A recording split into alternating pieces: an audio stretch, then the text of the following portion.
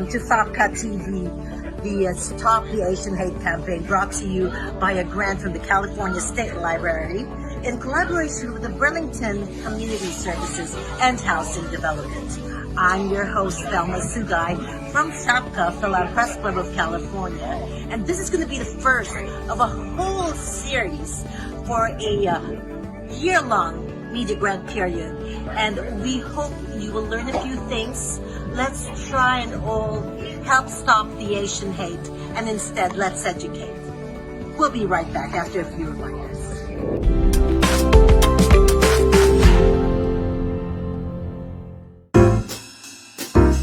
Hello, this is Aaron Akins.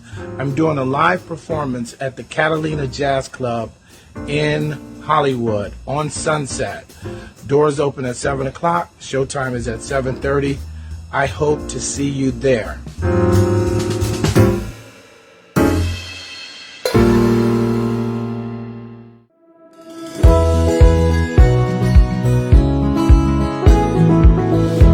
Here with us today is our guest psychologist, Dr. Jeff Ring.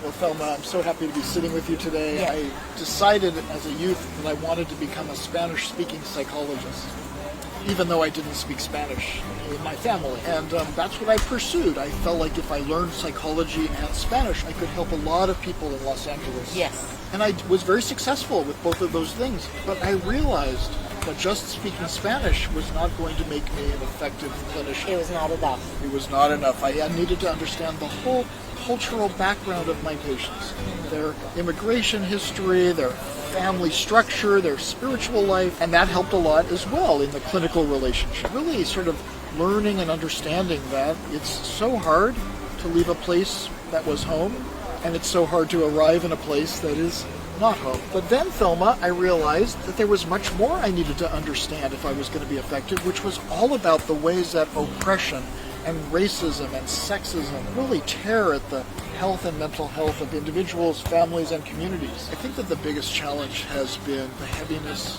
of how society, how we treat one another, the harshness with which neglect, hurt, the violence of racism, and that it's just such a powerfully rooted system. It takes incredible courage to do things differently and not just the way. Racism as a system would prefer that we don't talk about it, especially white folks. Yes. That we just ignore and let things unfold.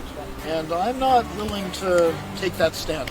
I think that the most important thing we can do is to name racism when we see it, to take care of the person to the left of us, and take care of the person to the right of us, and to share our power and to do things differently with humanity. We thank you. And I know that you were heavily involved with George of the YMCA Glendale in putting this program together, Neighbors in Dialogue. You and I collaborated on that project, yes. Thelma, a wonderful collaboration. Yes. That was really an invitation for members of the community to meet one another, to talk more openly about who we are, what our values are, what's important to us. And in that way, what happens kind of magically, preconceptions, the stereotypes, the biases, they really do melt away through the narrative linking together. I agree. So when we come back, we'll talk about the next steps. Very good. We'll be right back. Hi, my name is Nelly Reyes Schwab, people call me Lanelle, and I am here to invite you all to our new nonprofit Assistance Services Institute for Asians in North America, or ASIANA for short. It is something that we offer to our people of color, to diverse minority groups, mostly Asian women who are very talented as creatives, artists, or healthcare professionals. If you want to take your talents or your systems to the next level, where it can be your legacy building, contact us, because we are gonna give to you all the information how you can be helped with our ASIANA app that's been in the works. Thank you so much again, ASIANA, and we will welcome you anytime that you are ready to go and build your legacy. Thank you so much. And one at a time.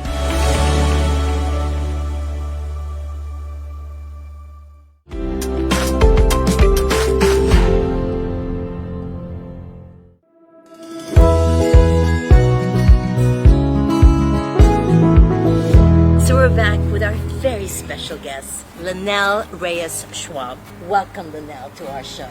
Yes, my real name is Nelly, and Nelly Reyes from the Philippines. I'm proud to be a Filipino American, and people call me Lanelle because it is how they called me in the past, representing women who are a very giving woman.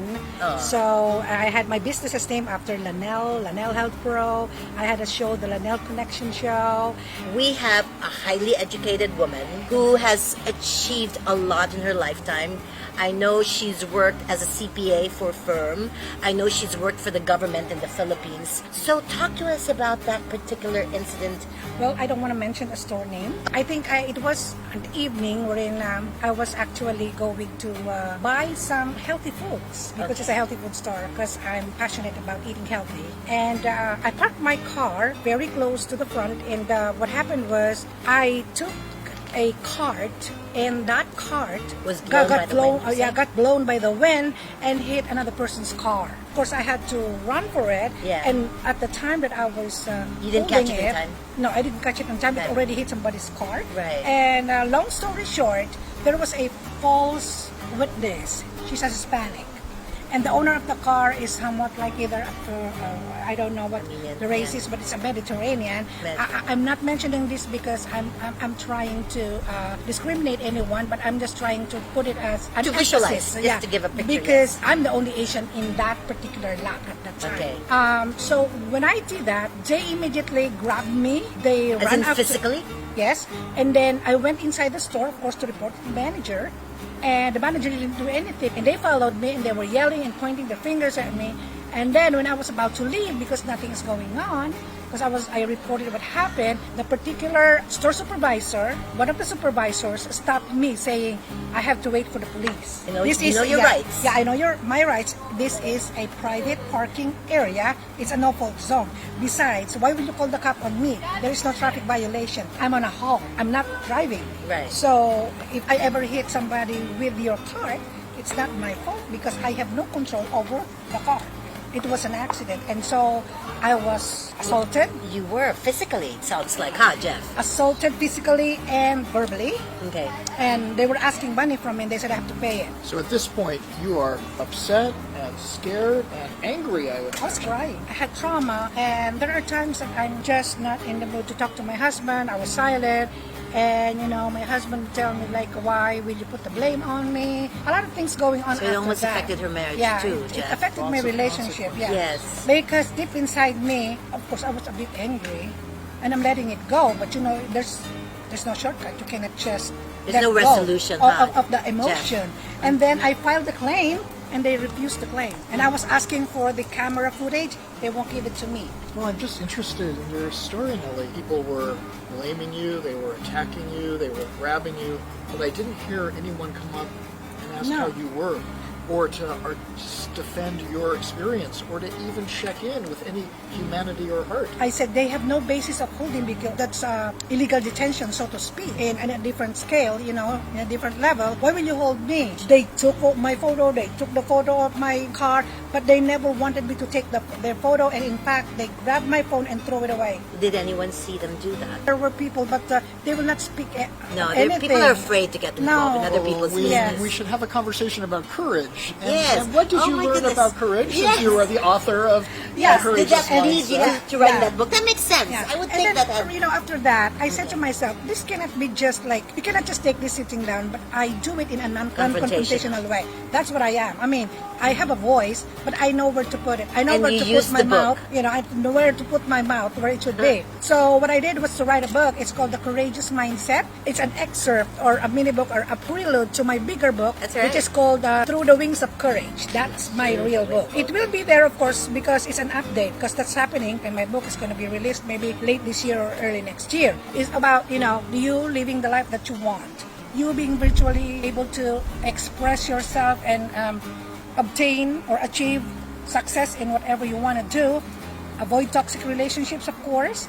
And then loving yourself more. It still affects me right now by the sound of my voice. Whenever I remember it, and I'm still shaking, that you have to have a presence of mind at that particular incident. They were asking for all my identification, even the cops. But I don't want to just divulge my address, because if you give it to the other person and somebody might chase me, Right. you must know your rights first. So in that particular incident, I did not give it away.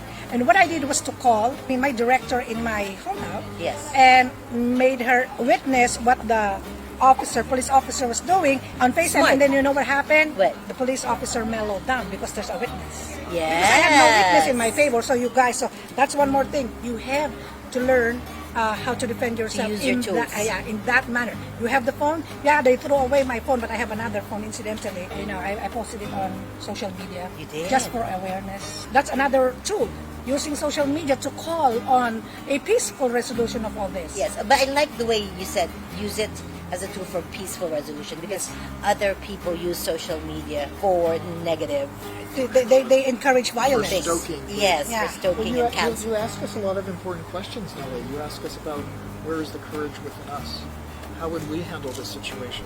And how can we be an upstander, a support to our neighbors, to others that are going through hard things? And how can we do things in a new way, not just the way we've always done them, laden with racism and hate in this land? That's why it daunted me that one day I woke up, and of course I thought about Thelma, who's also very courageous woman, supporting her fellow Asian women. Said, Thelma, you think it is a good thing that if we put up a non-profit to empower Asian women? Tell us more about that. Yes. It's called Asiana. Assistance Services Institute for Asians in North America. It is intended for Asians in diverse minority groups, mostly women, and the youth, meant to bridge the gap between the American best practices and the Asian and minority ways of doing their means of living, and for them to be able to use us as a springboard in order to improve as to their technology, as to their creativity. We can search funding for you, and we can also help you with our capacity building assistance, which is most of the directors or the officers, founding officers of FAPCCA are actually mentors. They're experts in the field. Yes. In order for them to express their voice and be out there, be courageous, knowing that they're not alone. And I am made to understand you have 3 areas of focus for Yes. Asiana. It's technology, healthcare, which is also the same area that he said. Yes, As we well. need mental God, health yes. focus, and then community And health centers, entertainment, arts media, and okay, media media. collaborations. Yes, so we are encouraging artists, creatives who have concepts. We will provide them a tool, which is our Asiana app, which we are going to create, which they can use, and then they can showcase whatever their outputs are with angel investors, with corporate sponsors. Because there's 8 board of directors and there's 4 the advisory board. We are pulling together our strength, because I cannot do it alone. Well, first I want to just say, Nellie, as I sit with you in this conversation, I am uplifted and inspired. Yes, thank You are you. a woman of incredible vision and courage and energy. Thank you. And you have taken what has been a really difficult and challenging journey, transformed it into an incredible platform for helping to Yes. uplift others. So Amen. thank you for who you are Yes. and what you are doing, and for how you show up. And I think, Thelma, this is the question. How do we show up? How do we show up every day in our lives in situations like this? Are we going to stand idly by? Or can we find courage to be curious about what's going on? Can we find the courage to help and nurture and support those that are the targets of racism and violence, be it at the hands of police or communities or whoever it might be? So Jeff, personally speaking, I know what I would have done if I were Please. there. Okay, so yes, I would have come to her rescue. But when I say come to your rescue, I would have found out. I would have been very. Do you need help? Can I ask anyone what seems to be the problem? And so obviously to diffuse the situation. But what if the person you call, which is the police department, who you feel was the right person to call to protect you, ends up doing exactly what they did to her? How do we handle that? Obviously document it, and she did file. One thing to keep in mind, Thelma, is that we need to name racism when it's happened. Don't be afraid to name it. Call We it out. need to call it out. Second, we have to be curious about all the ways that racism unfolds. We have to be looking at it in our institutions and organizations and policies and procedures. And then third, we find the courage to act, to stand up, to take care of our neighbors as we take care of our own selves and family. Transforming your vulnerability into victory. I love that, Nelly. Yes, And and so I really filed a formal complaint. I documented it because that's the right way to do. So what we're going to do right now is to inform people, Yes. inform that you have somebody. You can call us just in case nobody does. it's a process, but we're beginning the process, and with the help of people like our dear Nelly Lanell, who are brave enough to show their face, talk about their personal pain, I think we can do this. And also, I would like to thank the facilities of the Philippine Consulate General Yes. Cultural Group. Yes. Right now, we are having, that's why you see me in my costume. Yes. We are having the Asian American Pacific Islander Heritage Month. Yes. And so this is celebrating all Asians and Pacific Islanders in the nation. And for everything else that we do, we will always think of you. Oh, that's wonderful. We'll be right back after a few reminders. Thinking of premeditated violence, perhaps even of killing someone? Your thoughts cannot be ignored or unheard. LifeTarget.org has links to over 400 services ready to help you now. LifeTarget can help you find a proxy, someone always there to help you overcome your thoughts of violence, anger, and hate. Don't let your negative emotions take control. Your loved ones and your community need the positive side of you. You're not alone. LifeTarget has your back.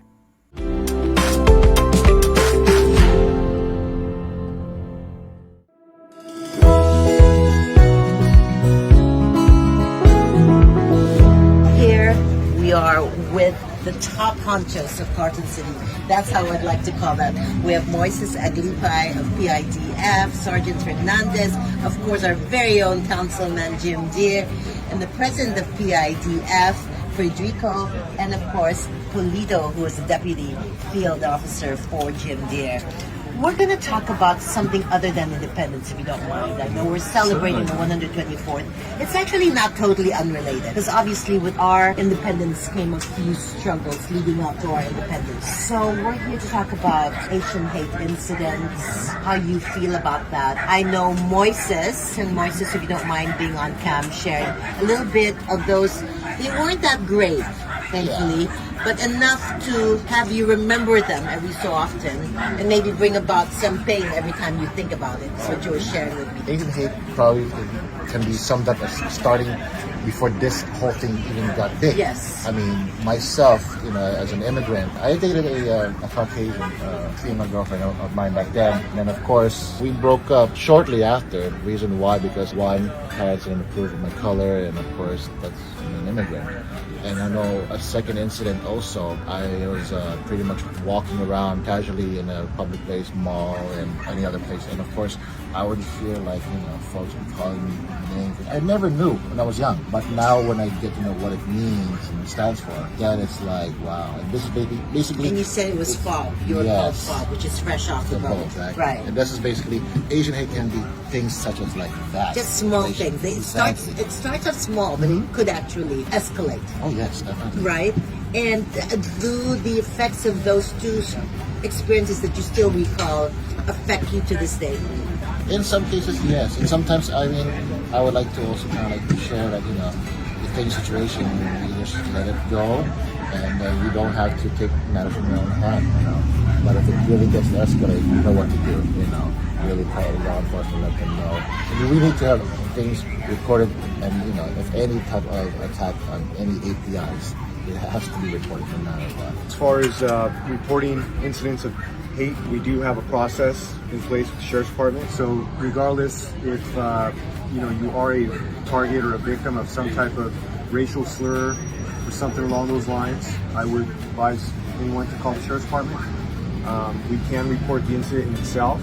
It may not lead to an immediate arrest or criminal investigation, but that person can report it to us, and we will make notification that we'll document the incident accordingly. Of course, if the incident evolves to some type of violence or an assault or something of that nature, or vandalism, then that is something that is obviously criminal in nature. The Sheriff's Department or incarceration station, we will investigate that. We have a special team that looks into incidents that are hate crime specific, and we'll investigate it. And if an arrest needs to be made, then we'll do our best to do so. That's interesting that you brought that up, because one of my first guests on this show shared about an experience of hers at a grocery store, a famous one, at the parking lot, whereby her car, it always happens, wind blows, car drives on its own, hits another car, and two women assaulted her saying, "You freaking F, you just ruined my car."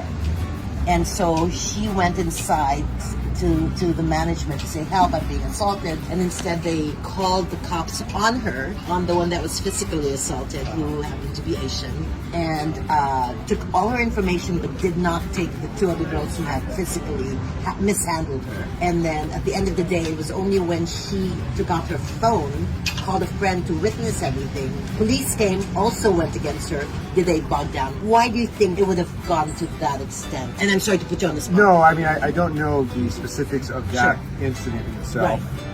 Right. Overall, hate crimes carry a serious weight as far as penalty. Yes. So the thing about hate crimes is when it's committed against someone, there has to be proof that it was done as far as an assault for the purposes that they were of a certain race or ethnicity. Ah, that's the one that's hard to prove. If it, let's say it leads to a fight, a confrontation, because something like, hey, your shopping cart hit my car, yes, and in the process a racial slur gets said, yes, that may not meet the criteria for a hate crime itself.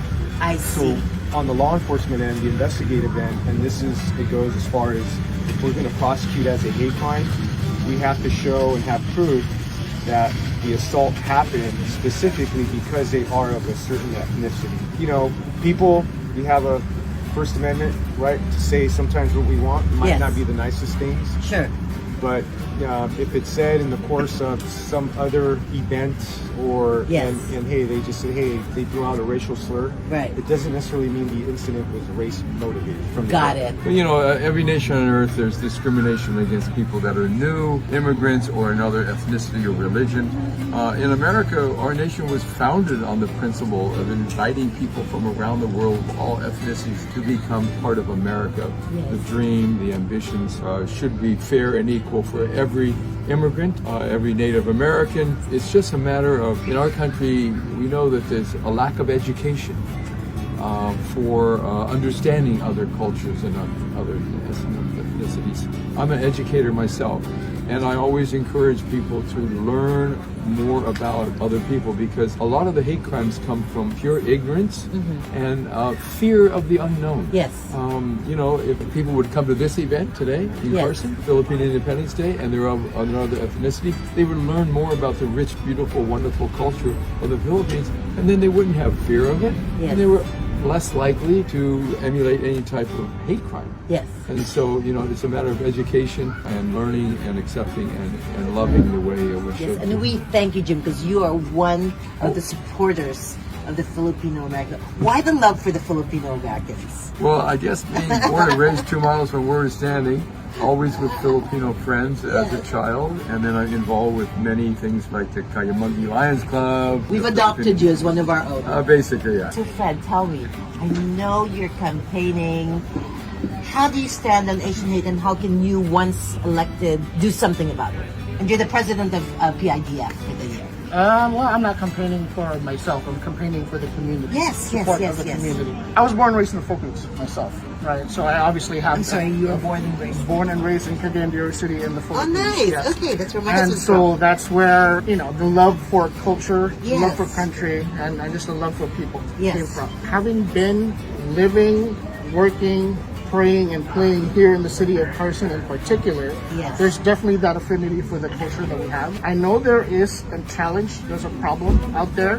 Councilman Jim mentioned the educational aspect, the history of the country. Yes, so many incidents here. Yes, well, not in the city specifically, really? but if you look back at the history of the country, there's, you talk about like the Chinese Exclusion Act, there's the Rescission Act, the anti-miscegenation laws. There's a lot of things that happen that were not necessarily, painted broad strokes are positive for any one particular culture. For sure, yes. But me myself, I try to focus on fixing problems rather than Yes. focusing on the problem.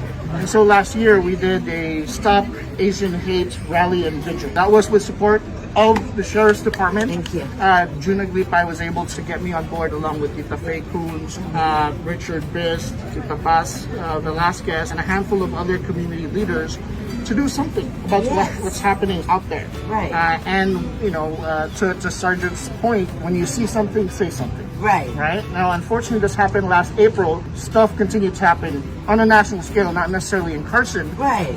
So what we did was we actually conducted the Defend Our Elders self-defense workshop here. I was there. Yes, Yes. yes. So the press club was definitely there. Spotlight TV, did a spotlight on that event. Yes. So again, instead of focusing on the problems, we're looking for a solution. Initially, we're calling out the problem with the rally and the vigil, but then when stuff continued to happen, we decided that we needed to be more proactive and actually teach our community to defend themselves. Right. Use Philippine martial arts. Yes. Use whatever thing, Diane was whether there. Diana Inosanto, Guru Diana Yes. Inosanto, and Guru Alvin remember Katakuta that. were the ones that conducted the workshop. Yes, we were there. Along with Guru Baliki. Yes. So that's yes, there's a problem, but we don't necessarily dwell on the problem. We focus on solution. I love To that. fix that. Finally, Deputy Field Officer Pulido, talk to me about your thoughts. And now that you've been hanging out with Councilman Jim Deere, Yes. what experiences have you been exposed to? Being born and raised in the city of Carson, actually, I used to play at this park here. Oh, wow. Skate park, baseball. Sure. Growing up in the community that is a lot filled with great Filipino Americans here. I love the culture. I love the heritage, and most importantly, going to school locally, with St. Philomena. I've had many experiences with a lot of my Philam brothers and sisters there, and it's amazing, and to hear the stories that they tell me that may be racially slurred or very painful, unfortunate stories. It's unfortunate anyone has to go through that. Right. And as a fellow neighbor and citizen, across the street I have Filipino brothers and sisters who are my neighbors as well here in Carson. I try to definitely stretch the idea, stretch the motive of saying, I accept them as our own, as our own brothers and sisters. Right. I'm a cross-cultural person, so working in public service, I deal with people of all races and nationalities, and it's my job to not look at the race, not look at the skin color, but to look at the heart and the person. Spread the love, as they say. Spread the love, and it's great. So thank you very much for inviting us. Thank you. Thank you so much. And this is not the end of it. We'll probably be revisiting this group. Thank you. Thank you. God bless. We'll be right back after a few reminders.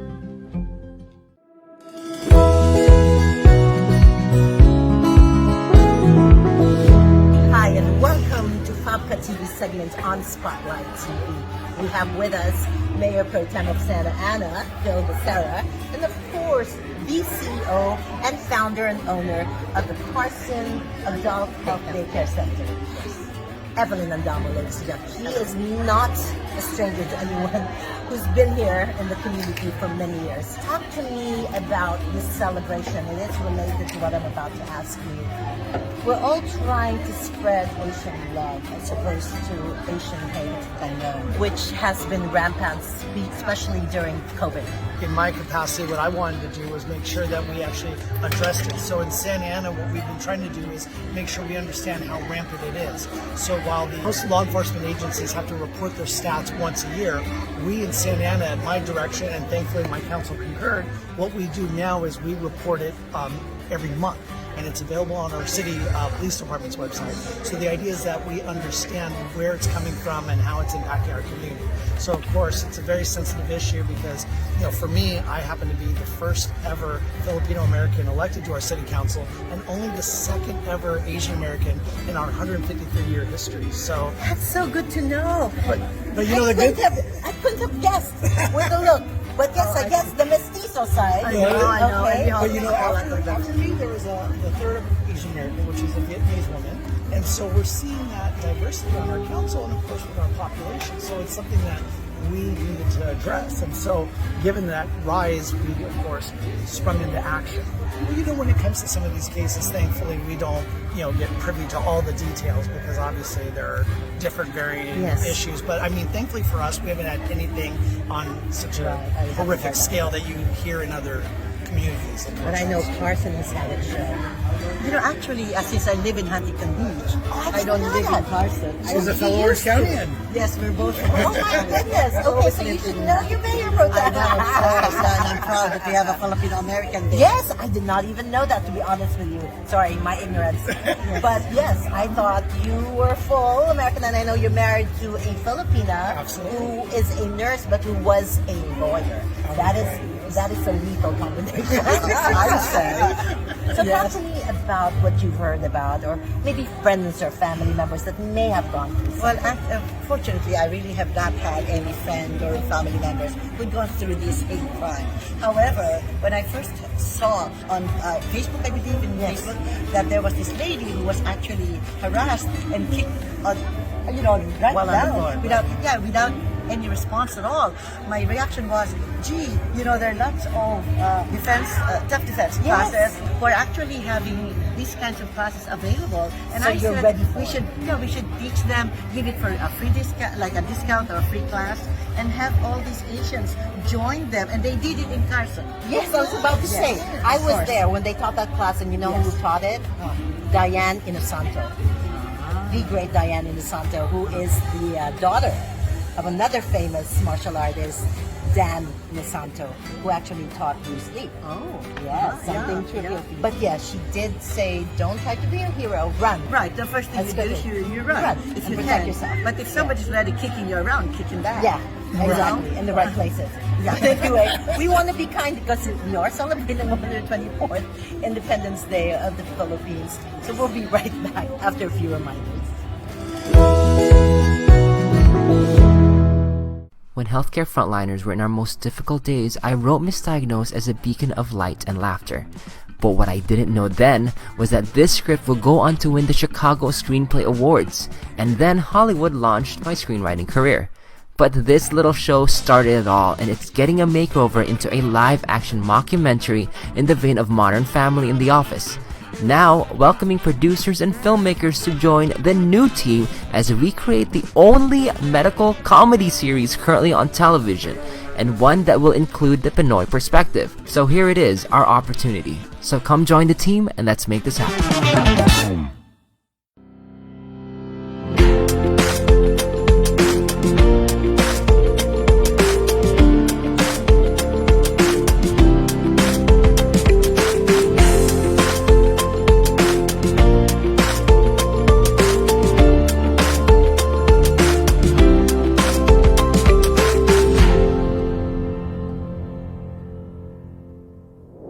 It's been a pleasure to be your host for this first episode of the Filipino American Press Club of California Association TV's Stop the Asian Hate program, brought to you by an award provided by the California State Library in collaboration with the Burlington Community Services and Housing Development. We'll see you next time.